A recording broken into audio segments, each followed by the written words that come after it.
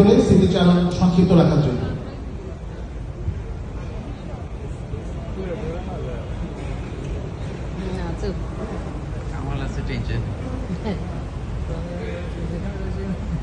বিসমিল্লাহির রহমানির রহিম।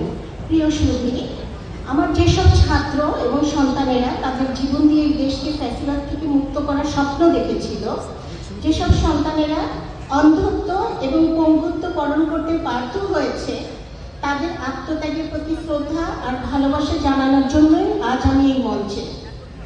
যদিও দেশের প্রথম স্বাধীনতা দেখার সৌভাগ্য আমার হয়নি বা অংশগ্রহণ করতে পারিনি, কিন্তু দ্বিতীয় স্বাধীনতায় আমি অংশগ্রহণ করতে পেরে গর্বিত। এখানে আমি অংশগ্রহণ করেছি একজন মা হিসাবে, একজন ডাক্তার হিসাবে, একজন শিক্ষক হিসাবে এবং সর্বোপরি একজন সামরিক অফিসারের স্ত্রী হিসাবে। আমরা যদি একটু পিছনে, আমি ডিটেল বলবো না, মিরপুর জিএইচএসের সব ইতিহাস অলরেডি সবার জানা হয়ে গেছে।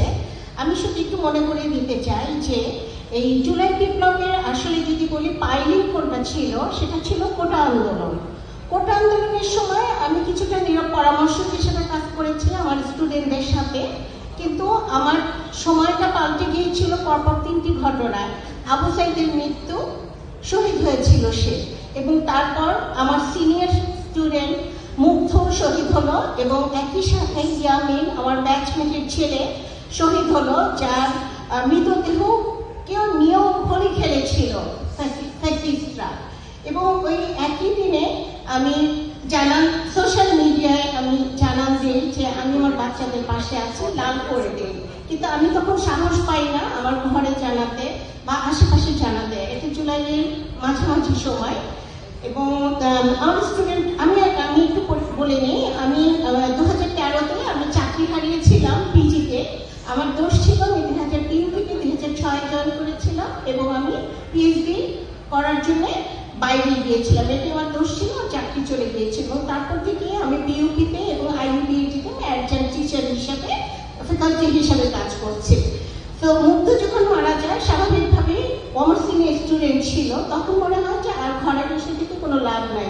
আমি নেমে আসি, চুপি চুপি বাসা থেকে বের হতাম, ওদের সাথে মিশতাম, ওদের সাথে কথা বলতাম, লিখতাম, কবিতা লিখে সেগুলো ওদেরকে মেসেজ করে পাঠিয়ে দিতাম যেন ওরা এগিয়ে যায়। এবং একদিন যখন নাকি ফ্যাসিস্টরা, পুলিশ বাহিনী, আওয়ামী লীগের, ছাত্রলীগ সব যখন মিরপুর জিএইচএস এসে হামলা করলো, এবং জানতে পারলাম আমার হাজবেন্ড কর্নেল কামাল ওনার পরিষদের মিটিংয়ে গিয়েছিলেন, ওনার বাসায় এসে যখন জানালেন যে আসলে সামরিক বা অবসরপ্রাপ্ত সামরিক অফিসাররা আমাদের স্টুডেন্টদের সাথে, সেদিন আসলে আমি জানি না আমার জীবনটা আর একবার পাল্টে গিয়েছিল। এবং আমি কিন্তু সেদিন জানাতে ভুল করিনি আমার স্টুডেন্টদের, যে এতদিন বলতে পারিনি, এতদিন শুধু ম্যামই ওদের সাথে ছিল, আঙ্কেলরা ছিল না, হয়তো অনেকেই ছিলেন বাট প্রকাশ্যে ছিলেন না। বাট সেই জন্য আমি বিজ্ঞাপন করি যে সবাই এগিয়ে যাও।